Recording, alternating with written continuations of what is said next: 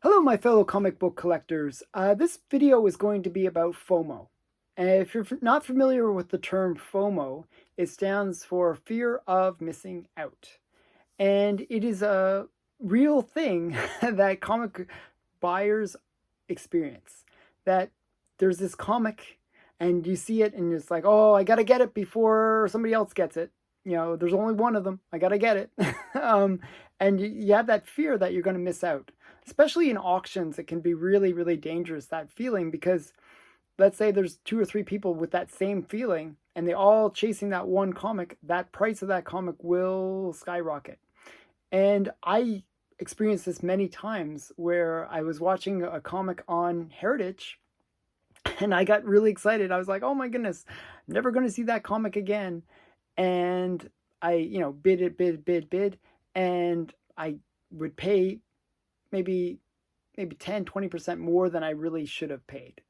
And then the next week would roll around and I would see that same comic go up. And because I wasn't bidding on it, the other guy that probably was bidding me up, they picked it up for cheap. They'd pick it up and save a few $100s. And sometimes they'd even get a better grade. And that would just drive me nuts that I really would miss out because I overreacted. I really, that fear of missing out really caused me to overpay and sometimes really miss out on a better deal down the road. And that happens a lot. I'll show you an example of a comic that I maybe overpaid. And it's actually what you would expect is a rare comic, but it's not. It's this one. So this is Donald Duck. This is Donald Duck's first appearance in comics. It's really old. It's really cool. It's a big comic. It's with this canvas kind of cover. And it's a low grade. I think it's a VG or, somewhere around there. And I think it's something like a VG. What does it say? It actually says on it. No, doesn't say. Okay, so but the point is, it's a low grade. I paid about $300 for it, and I thought that was a good price. I didn't know so a couple of things going on here. So with fear, what happens with fear of missing out, and this is a lesson that I learned from this comic, was that okay, I didn't know how scarce it was. So never go into something, even if it's something where you think you only got one shot at it. Don't go in blind. Never go in blind to whenever you're going to spend your money, don't go in blind. Know your comics. So I didn't know how many comics of this were available. I didn't know if it was, I saw it before and I was like, oh, $300 seems like a good price, and I kind of got excited and I kind of wanted it. And, later I found out that it's not that rare of a book. It is rare, but it's not that rare that you can't pick it up in a higher grade for maybe the same price. So when you look at an auction, even if it's like you only got like maybe a few minutes, do take those few minutes to do some quick research. Go to GPA or go to Go Collect or go to whatever auction history you can use, like maybe eBay auction history, and find out what people in the past have paid and what grade that they paid it for. If you use Go Collect, you can find out how many of those comics are available, when was the last sale. And those are really important things. And what I really want to teach you guys, and this is what I learned from buying this Donald Duck, was that you have to look at when was the last sale. And that's really, really important, because what ends up happening is if you see that the last sale was 6 years ago, well, then maybe FOMO, maybe it's actually directing you in the right way, because you might not see that comic for another 6 years. But if you see that there was like multiple sales in a month, there's probably going to be multiple times when you can buy that same comic. And if you look at pretty much any comic, especially modern ones, where they have like multiple sales within a month, like a modern comic might have like 50 sales or 100 sales within 1 month. And you can basically see that somebody paid a lot and somebody paid a lot less. And that's normal. Like, that's normal that there will be like this really wide range of, how much people paid. And generally, the fair market value is sort of like the average of what people are paying, or the median of what people are paying for that book. And so what you want to do is you want to be the person that gets it for that low price underneath that fair market value. So what you have to do is go in with that knowledge that sometimes it's okay to lose out if there's those frequent sales. Another thing is don't get stuck into that hype of a comic being hot. That's really a time that you almost have to splash cold water in your face and just say, okay, gotta calm down. I don't buy into all the hype. I'm gonna, if I don't get this comic, fine, I'll get it when it comes up again. That's kind of the attitude that you got to take, because a lot of the time we get sort of, we get kind of caught up in this hype. We watch a few comic videos, we see, oh, this really cool comic, it's really, really hot.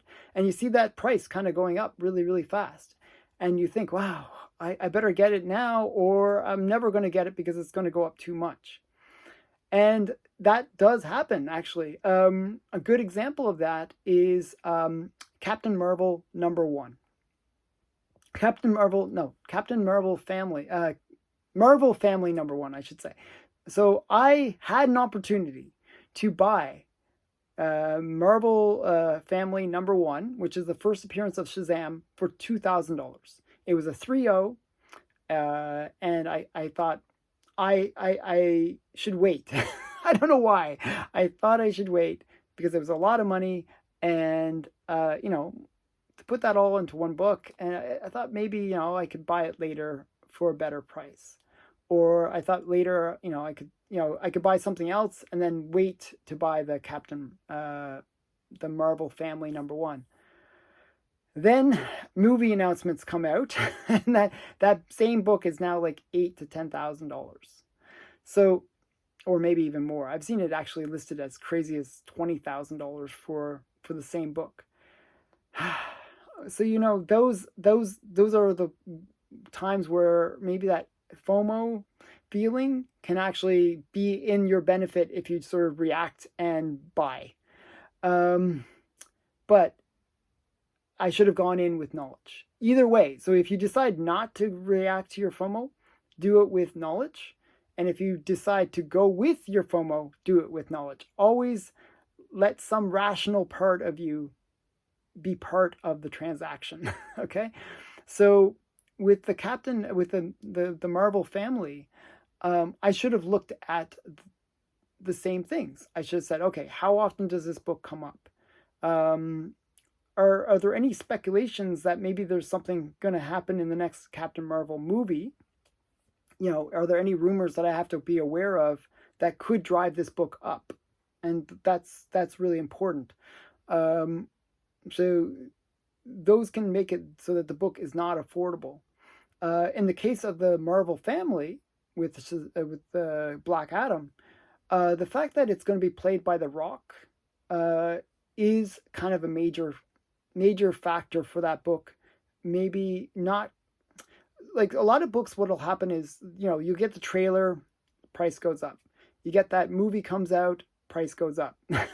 And after a few months, the price goes back down.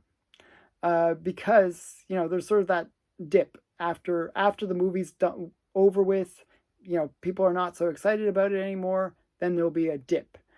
And you can buy on those dips, but sometimes those dips are still higher than that first trailer amount.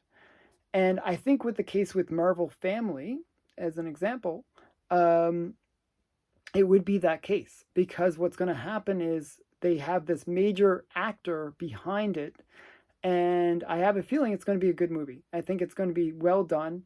Rock really said that he's put a lot of heart and soul into it, and I believe that he makes good movies. I think his movies are generally good. Even his bad movies are generally good. So I think that movie will kind of keep that book hot because people will be like, oh, he has to come back. There has to be another Captain Black Adam movie because he's such a cool guy and he's also interested in the character. So, it will be a franchise and that will make the book hot for a while.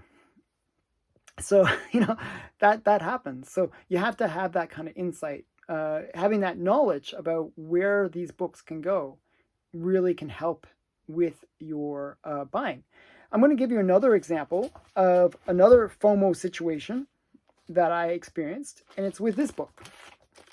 This is Amazing Spider-Man number 361, and it's the first appearance of Carnage. And I love these kind of covers where it's the first appearance, full on the cover, great first appearance. A lot of people say that 360 might be his true first appearance, but it's, this is 360 is considered his cameo, and this is his first full. So we got a great character. There's actually current series with Carnage. Carnage is a character that's fairly popular within the comic books, but he recently had a movie, and the movie, he dies. Spoiler.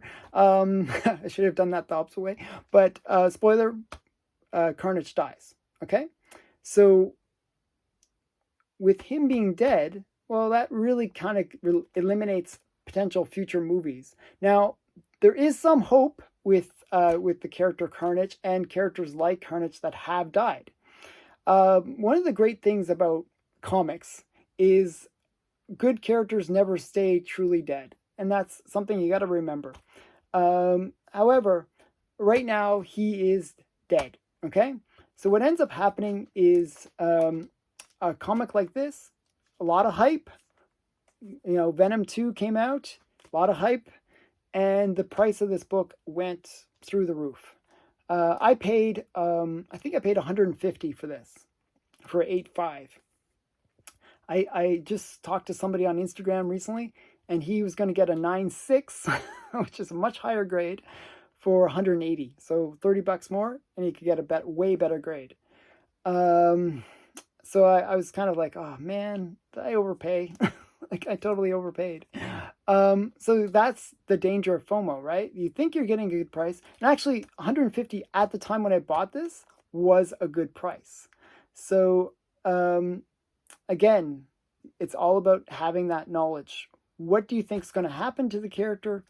You have to have a little bit of foresight. It could have been that Carnage could have been kind of semi-alive at the end of the movie, and then there would be a potential for the character to come back, and that would have kept the price of the book up.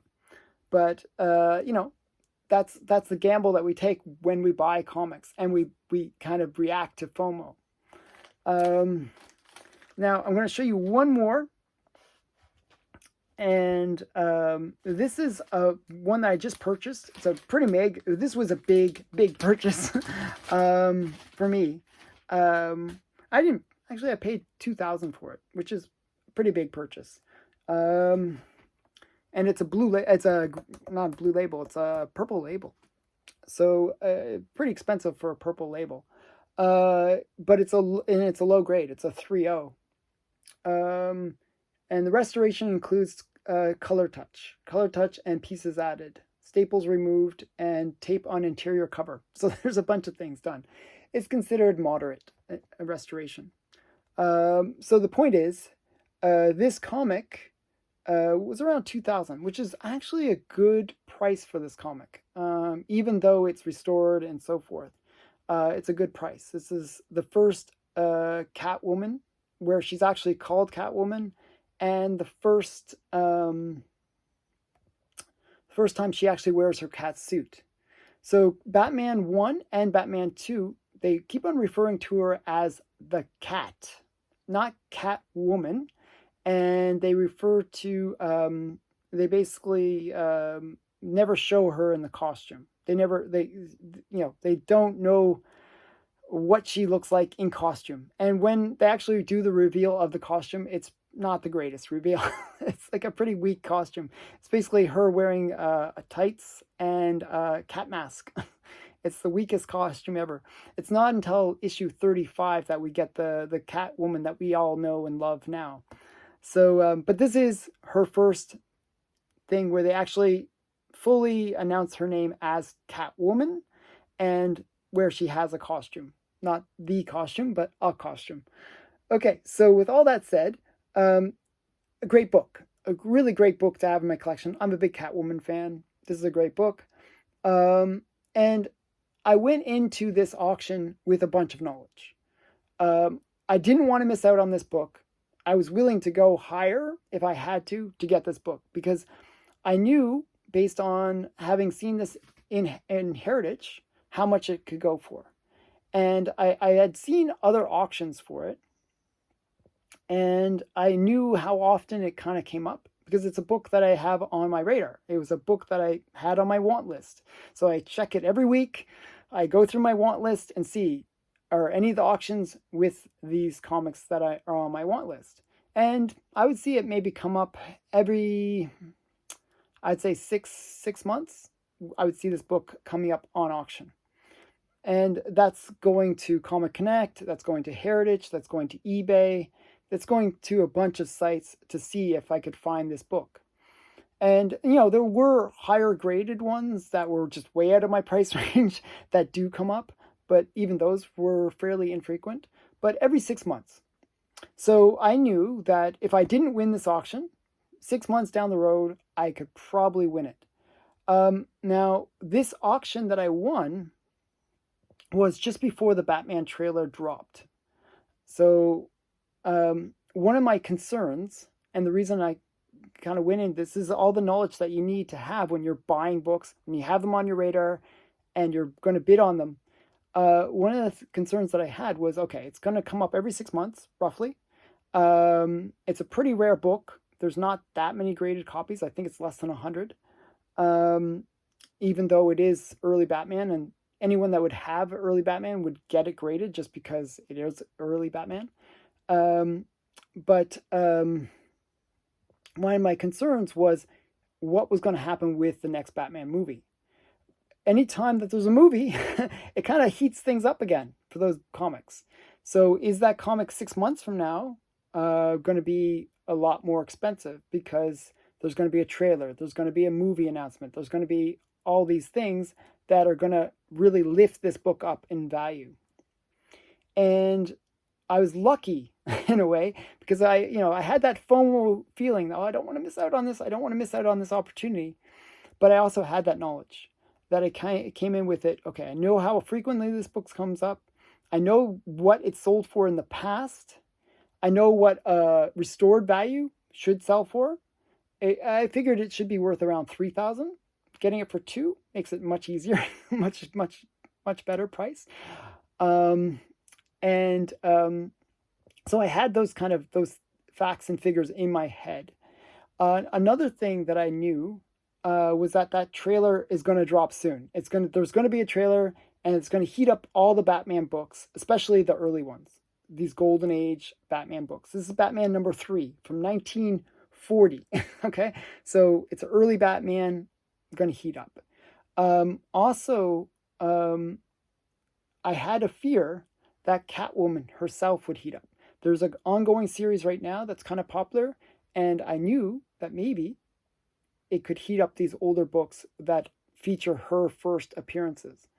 So those all in my mind, I reacted to my FOMO, and I put that bid in for that $2,000 range.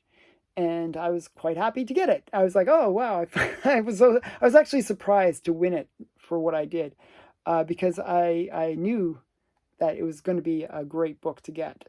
Now, what ended up happening was a week later, I believe, the trailer did drop. And in the trailer, it looks like almost like year 1 or year 2 Batman story. But they show Selina Kyle as Catwoman. And so now all the Catwoman books have heated up, because people are talking about Catwoman again. And, you're interested in that character, and the people are looking for the keys again. And so these books have heated up. So it was a lucky buy. I don't always win with my FOMO, but that one I managed to score a pretty good deal. So yeah, so that's some of the things that I'm trying to be somewhat educational in this video. That I'm trying to give you things that you can look for. So you look for that, how frequent the book is. Look for the census data. How many books are there out there? Look for that sales history, and really get a sense of you want to buy that book for your price, not the price that the seller is going to want. The seller is going to try to get a crazy price. You try to buy the book for your price. So lately, what I've been doing on Heritage is I will place my bids at the last second before they close the bidding, and then they go into their actual auction.